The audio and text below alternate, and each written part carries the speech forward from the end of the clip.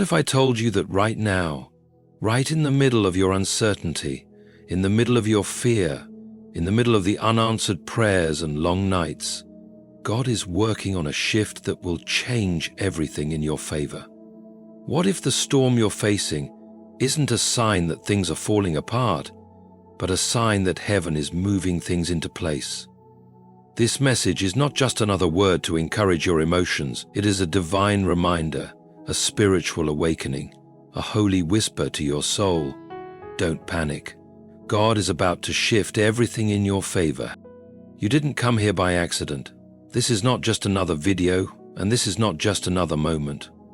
God has divinely positioned this time to speak directly into the deep places of your heart, the places where you've grown weary, the places where doubt has tried to drown your faith, the places that feel silent and stuck. But I believe that as you listen, something is going to break loose in your spirit. Fear is going to lose its grip, hope is going to rise, vision is going to return, and your heart will begin to beat again with holy expectation. This is not the end of your story, it is the beginning of a shift. And if you'll stay with me till the end of this message, if you'll open your heart fully to what God is saying, I believe you won't just hear truth, you'll feel it. You won't just be comforted, you'll be changed. This isn't about hype, this is about heaven. And heaven has a word for you today. Don't panic. God is about to shift everything in your favor, so lean in, listen closely. Something is about to move in your life, and it starts right here. Even when life appears motionless and prayers seem unanswered, we must remember that God is not idle. He is not a passive observer of our struggles, nor is he late in his responses. Often the quietest seasons in our lives are the moments when he is most deeply at work, shaping outcomes, moving hearts, and aligning the heavens with his perfect will. What we interpret as silence is often the sacred hush before a divine unveiling. He is always doing something, even when our human senses fail to detect it. There is a mystery in how God operates. He moves in dimensions beyond time. Our clocks tick, our calendars turn, but his hands are not bound by hours or days. His pace may feel slow to our anxious hearts, but his timing is precise and purposeful. When nothing seems to be changing around us, everything may actually be shifting above and beneath us. There are plans being unfolded in the heavenly places, things being prepared, doors being carved open, and enemies being silenced. Not always where we can see, but always where it matters most. We often grow weary when answers are delayed. In those stretches of waiting, doubt creeps in like a shadow and tries to convince us that perhaps God has forgotten. But the truth is, while we wait, he works. While we sleep, he speaks over our destinies. While we worry, he weaves purpose into our pain. The apparent stillness is not a sign of abandonment, but of precision. What is forming behind the curtain of the invisible is far more glorious than we imagine. His craftsmanship is detailed, not rushed. When he builds for eternity. In moments of fear and frustration, we are tempted to think we've been overlooked. Yet the God who sees even the sparrow fall is never unaware of your situation. He is not a distant deity. He is a near Father. If he is delaying, it is never without cause. His delays are not denials. They are often divine setups for a greater display of his power and love. Think of Joseph in prison, David in caves, Esther in silence before the king. Each appeared forgotten by men, but none were ever forgotten by God. Their stories were incubated in hidden places, only to burst forth at the appointed time. Many times we look for signs, for visible movement, for noise that suggests progress, but heaven often works in stillness. The roots of a tree grow in silence before the branches ever bloom. So too do the roots of our breakthrough go deep into hidden soil, nurtured by God's own hands. What we don't see growing will one day blossom before our eyes, and when it does, we will realize that God was never far, never late, and never unconcerned. So while your heart trembles in the unknown and your prayers echo without reply, remember this: Your Father is working behind the veil. The angels are being dispatched. The path is being cleared. The blessing is being molded to fit your life perfectly. You may not see the evidence now, but the manifestation is near. Heaven is moving, and the shift is coming. God is aligning the right people, removing the wrong voices, and constructing something that will exceed your understanding. You are not abandoned in the waiting. You are being positioned for favor. Even now, in this very hour, though your eyes may not perceive it and your ears may not hear it, something is stirring. The silence is pregnant with purpose. God is at work behind the scenes, and soon it will all make sense. One of the deepest reasons panic overtakes us is because we believe we are supposed to be in control. We carry a quiet illusion that if we can plan well enough, predict carefully enough, or work hard enough, everything will stay in balance.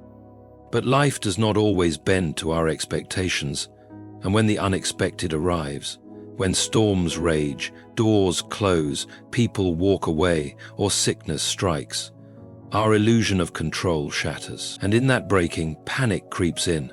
We begin to grasp at answers, solutions, or any sign of certainty, forgetting that our peace never came from our ability to manage outcomes, but from our willingness to trust the one who holds all outcomes in his hands.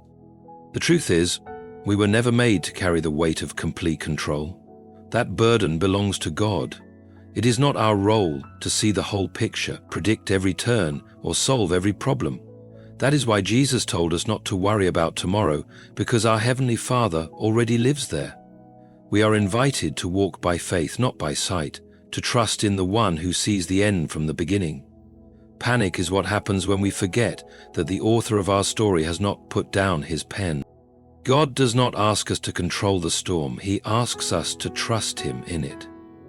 When Peter stepped out of the boat, the wind was still blowing, the waves were still high.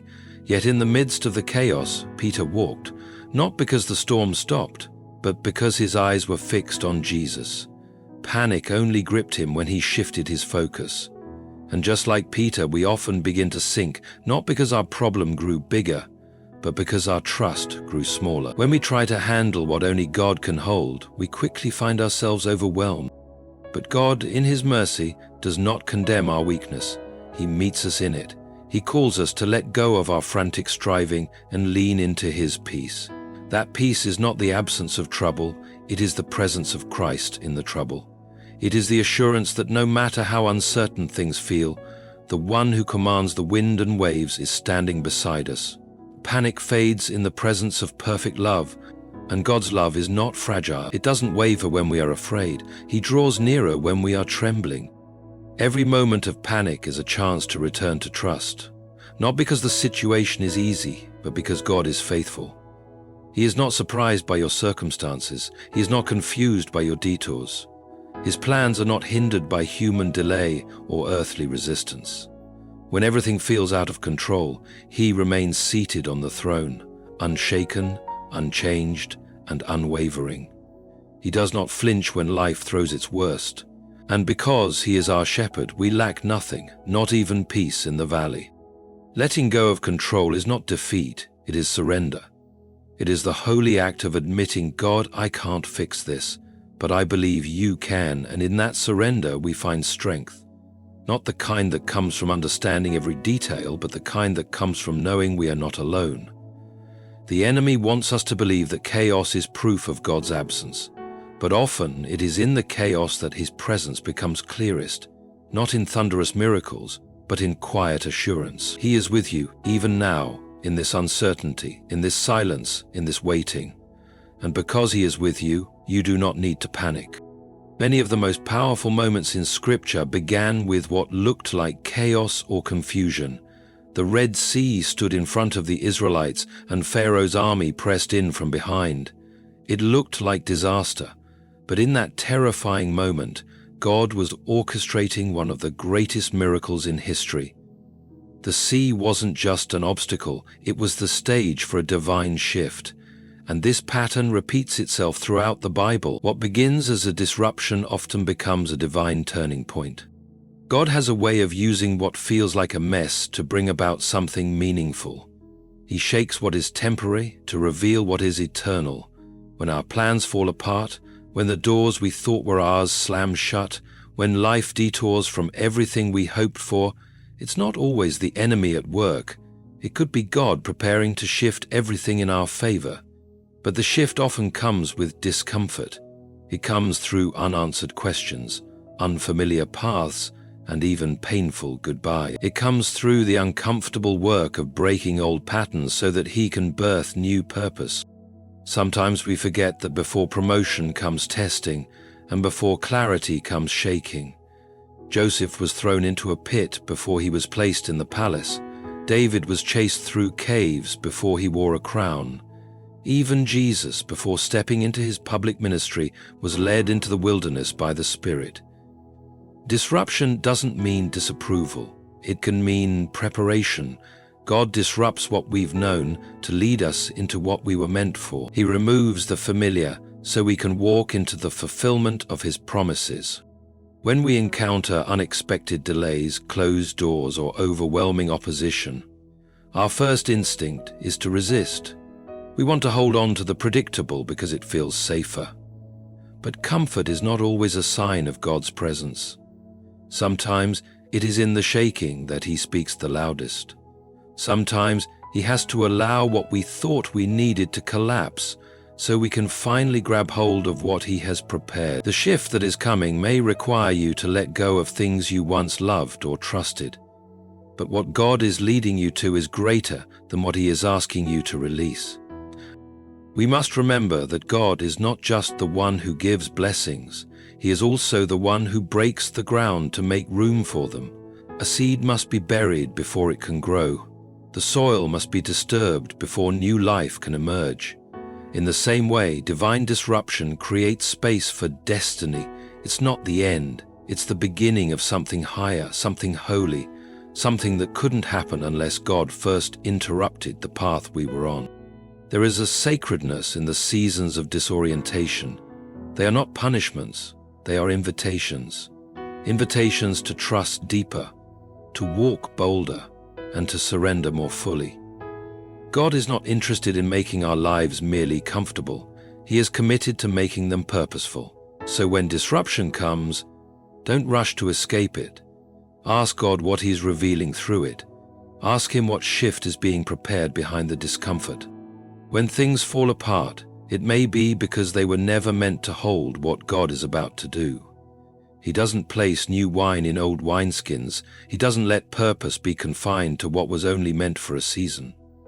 The shaking is not random. It is the signal that something is moving, something is changing, something is being shifted into alignment with heaven's plan.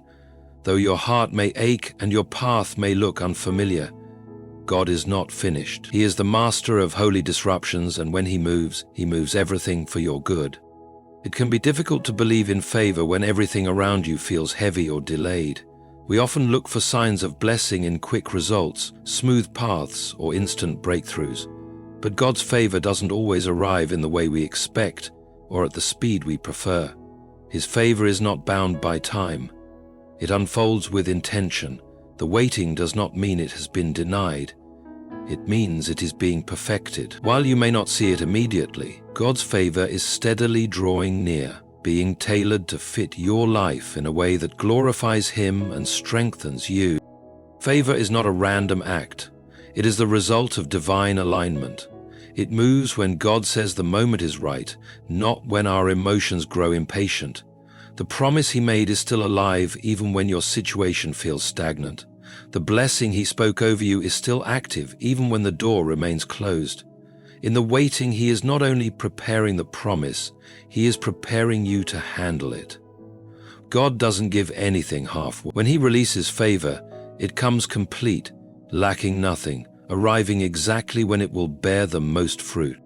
We may sometimes forget that some of the greatest manifestations of favor in Scripture were not immediate. Abraham waited decades for the promised son. Moses spent years in the wilderness before returning to Egypt with purpose.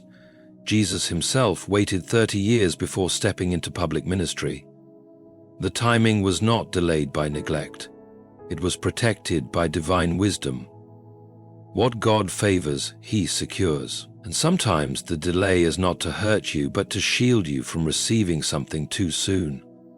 A blessing too early can become a burden, but a blessing on time becomes a testimony.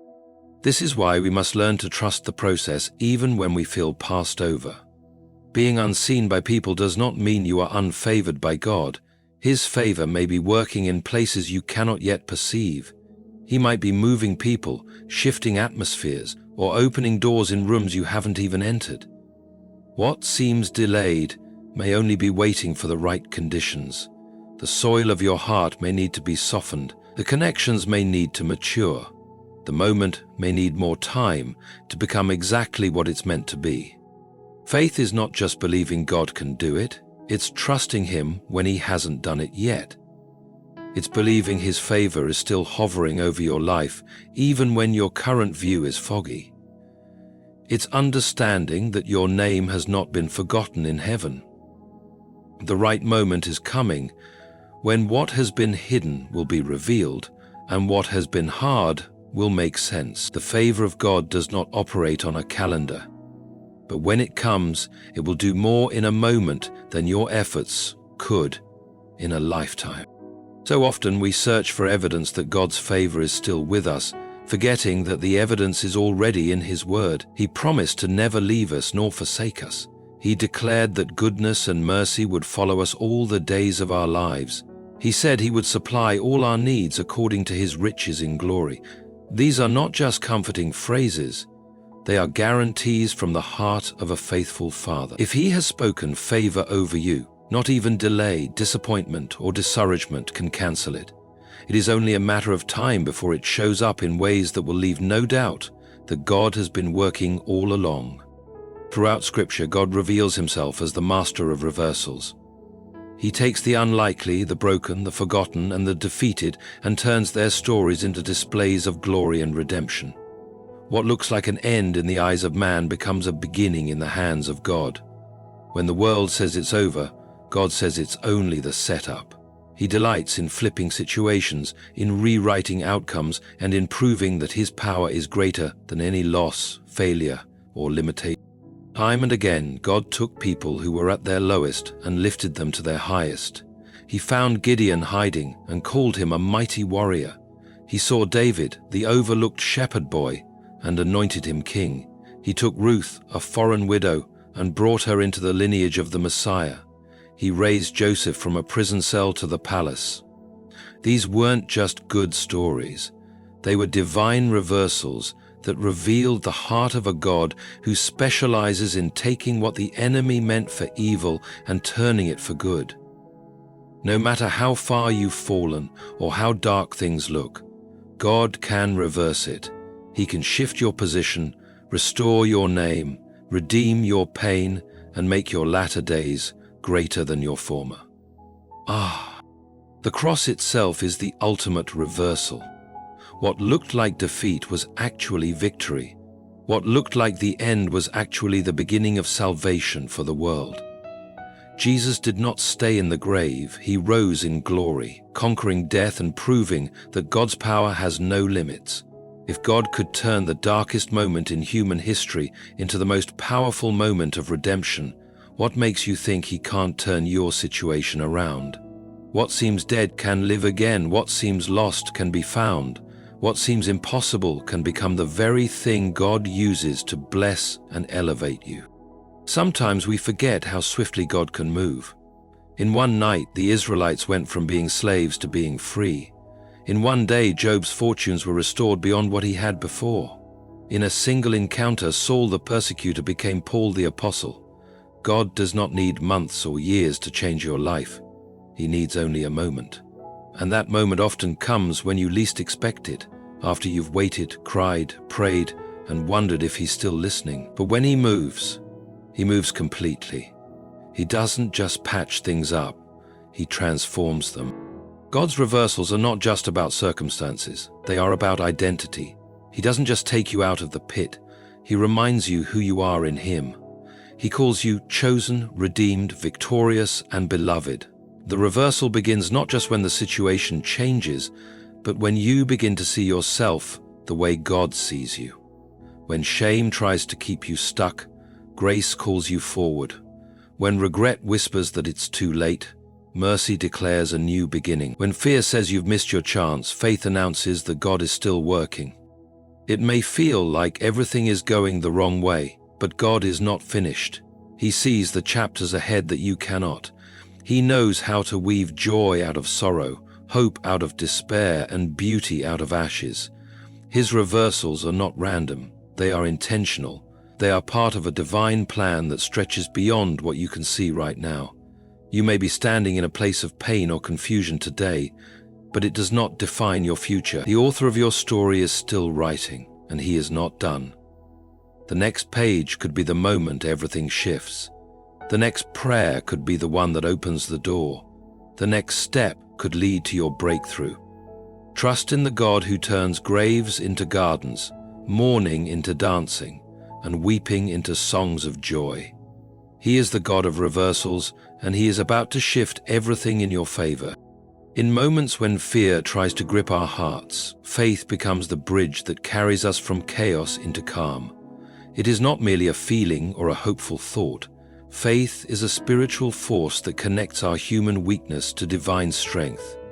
Panic is the natural response of a heart overwhelmed by uncertainty, but faith invites us to respond with trust instead of terror. It is not the absence of storms that proves God's presence, but the ability to walk through them without being destroyed. Faith sees what the eyes cannot and believes what the mind cannot always explain. There are many situations in life that push us to the edge of panic. A doctor's report, an unexpected loss, financial trouble, betrayal, or the collapse of plans we thought were secure. In these times, our emotions cry out for answers, and our minds spin with possibilities. But God calls us to stand still and see his salvation. He calls us not to figure everything out, but to believe that he already has. Faith allows us to walk through fire and not be burned, to walk through the valley of the shadow of death and fear no evil, because we know who walks beside us. The Bible reminds us over and over that it is faith that pleases God.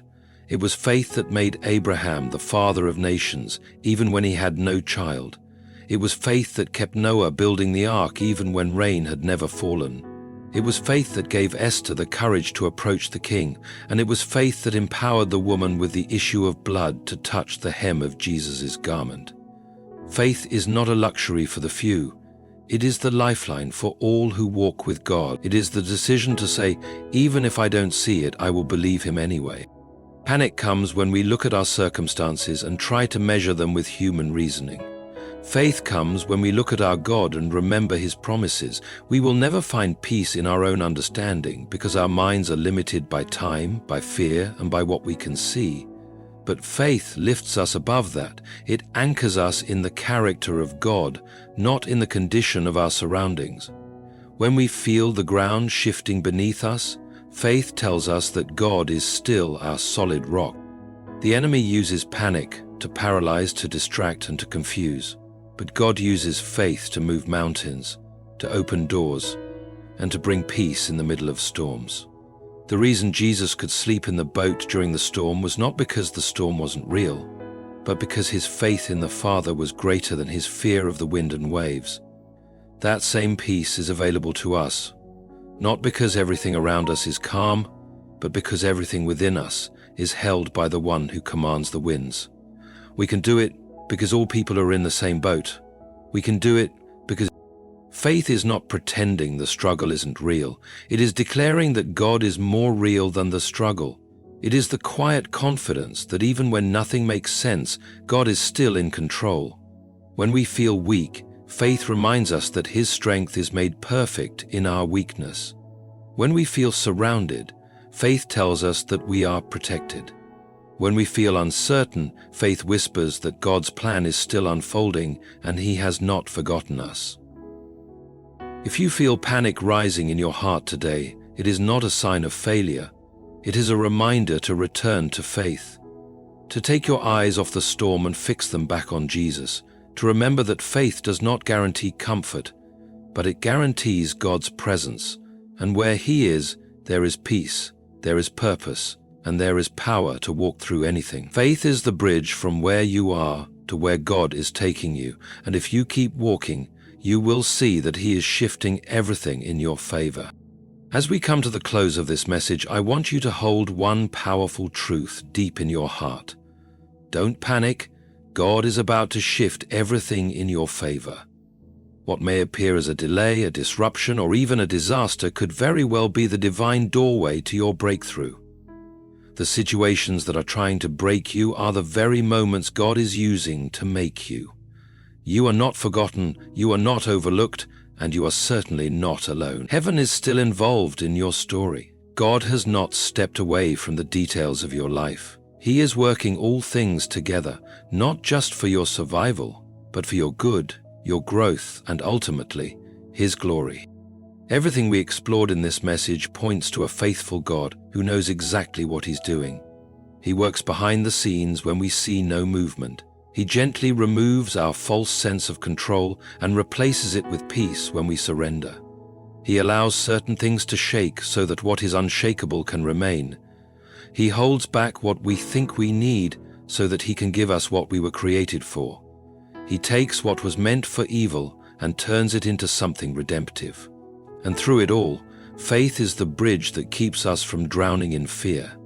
Faith is what gives you the ability to say, I don't understand, but I still trust.